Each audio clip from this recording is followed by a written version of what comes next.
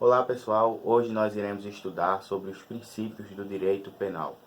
Os princípios, em geral, servem como base para orientar os aplicadores do direito, certo? Então, quando os aplicadores do direito, seja o juiz, seja o delegado, eles vão aplicar o direito, eles utilizam os princípios como normas orientadoras para que eles possam aplicar o direito no caso concreto.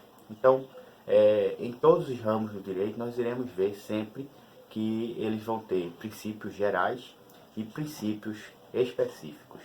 No caso do direito penal, nós temos os princípios específicos do direito penal. Então, é isso que nós iremos ver a partir de agora.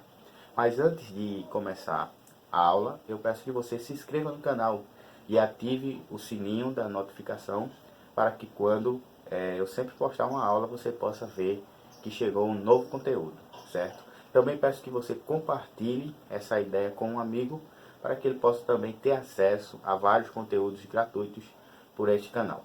Nós temos como um dos princípios do direito penal, um dos mais conhecidos, que é o princípio da dignidade da pessoa humana.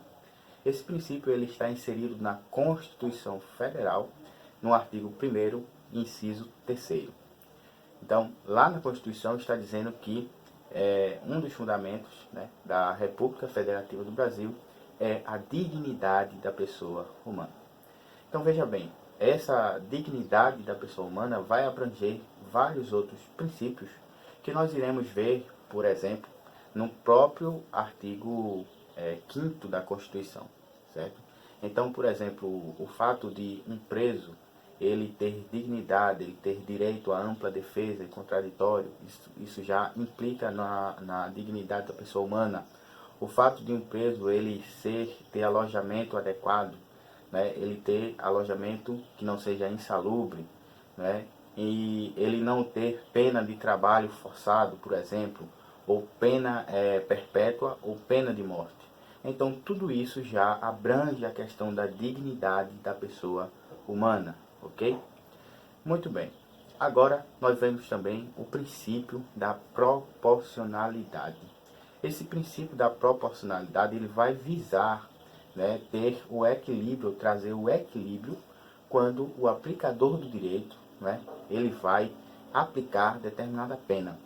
Esse princípio da proporcionalidade ele já está inserido no próprio Código Penal, quando nós vamos ver que as penas elas são de acordo com os crimes, certo? Então, por exemplo, num crime de furto, eu não posso aplicar a mesma pena de um crime de furto a um crime de roubo, tendo em vista que ambos são diferentes, certo? Então, o crime de furto ele vai observar o que? Se não houve lesão ou grave ameaça contra a vítima. Já o crime de roubo vai abranger a lesão e a grave ameaça contra a vítima. Então, nesse caso, eu não posso aplicar a mesma pena de roubo para o crime de furto. Então, outro exemplo para a questão da proporcionalidade está no crime de homicídio, quando há uma diferença muito grande entre homicídio simples e homicídio qualificado. Tendo em vista que no homicídio simples, né, o agente ele simplesmente matou a vítima sem nenhum mecanismo a mais. Então essa é a questão da proporcionalidade. Nesse caso a punição ela vai ser proporcional ao agravo, certo? A pena vai ser proporcional ao agravo. Outro princípio bem falado no direito penal é o princípio da adequação social. Por esse princípio, vê-se que algumas condutas que estão tipificadas no Código Penal ou em legislações extravagantes, elas são tidas como como condutas que são adequadas socialmente. Ou seja, isso significa que vai haver alguns crimes que, mesmo sendo tipificados, ou mesmo estando no Código Penal ou em legislações penais extravagantes, mas elas vão ser consideradas como aceitas pela sociedade como se não fosse crime. Então, a exemplo disso, nós temos o jogo do bicho, por exemplo, que é considerado crime. Todavia, existe uma prática recorrente do jogo do bicho e, para isso, a gente vê que existe pouca fiscalização, certo, em relação a esse crime. Então, existem também várias outras condutas, como contravenções, na lei de contravenção penal também, que não são fiscalizadas, que são aceitas socialmente e que não há uma rigidez quanto a essas condutas. Então, o princípio da adequação social é isso, é quando não há certa rigidez, porque determinada prática é aceita socialmente e não é vista ao pé da letra como crime. Outro princípio importante no direito penal é o princípio da legalidade e reserva legal. A legalidade e reserva legal são duas coisas diferentes. Todavia, na maioria das vezes, elas são citadas conjuntamente. Eu vou explicar o porquê. A legalidade, gente, é o princípio que está primeiro na Constituição, no seu artigo 5º, inciso 39. Lá na Constituição diz que ninguém será obrigado a fazer ou a deixar de fazer coisa alguma, senão em virtude de lei.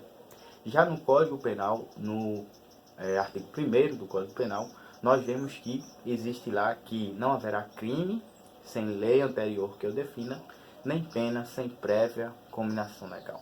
Então, baseado nesses dois artigos, ou nesses dois textos, nós vimos que para que exista um crime, antes, primeiro, tem que existir uma lei que defina tal conduta como crime, como prática criminosa, certo? Então, não existe crime porque alguém acha que é crime, porque alguém pensa que é crime.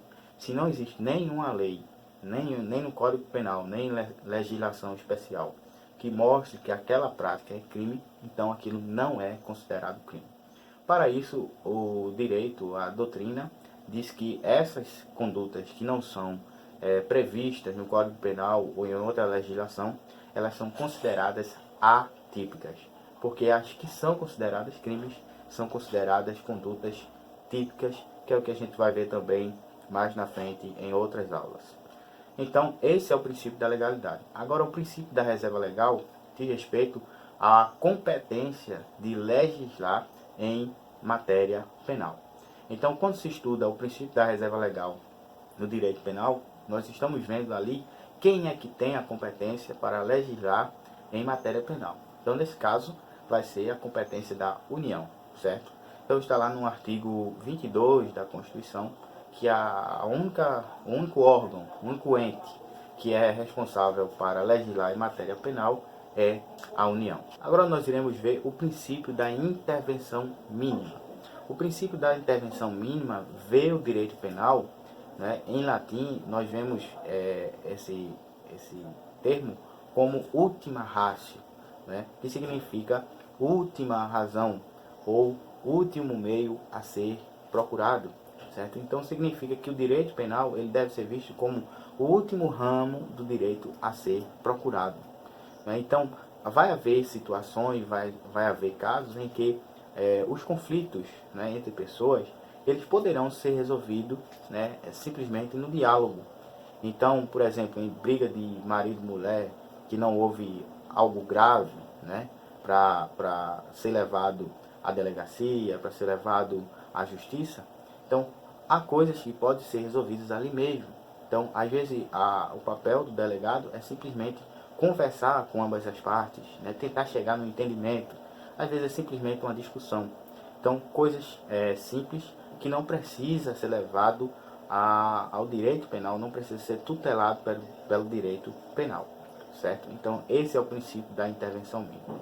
Você vai ver que alguns princípios também, eles se regem por essa questão da intervenção mínima, como, por exemplo, o princípio da fragmentariedade. O princípio da fragmentariedade vai simplesmente considerar condutas gravíssimas, em detrimento de condutas leves.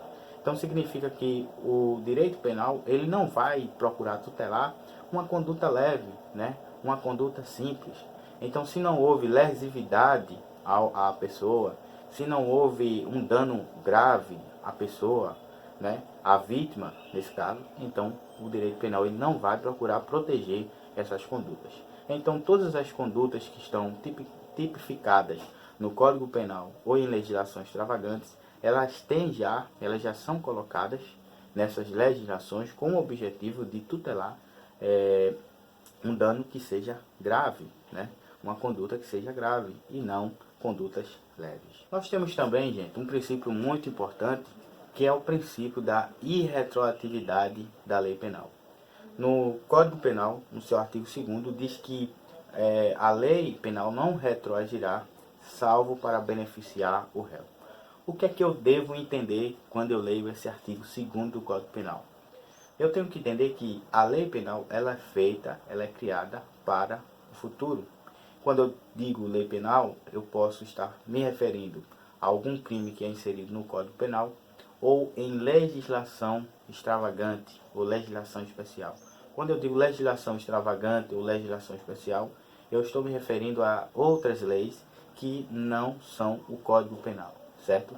Porque os crimes, em sua maioria, estão inseridos no Código Penal. Mas existem leis separadas que também prevêem algum tipo de crime, certo? Então, tanto faz no Código Penal ou em lei extravagante ou lei especial, que dá no mesmo, né? Todos eles, quando são criados, né, os crimes quando são criados nessas leis ou no Código Penal, eles têm como objetivo tipificar, né, ou enquadrar condutas que serão ainda praticadas e não condutas que já foram praticadas, certo? Então, esse é um dos princípios do direito penal.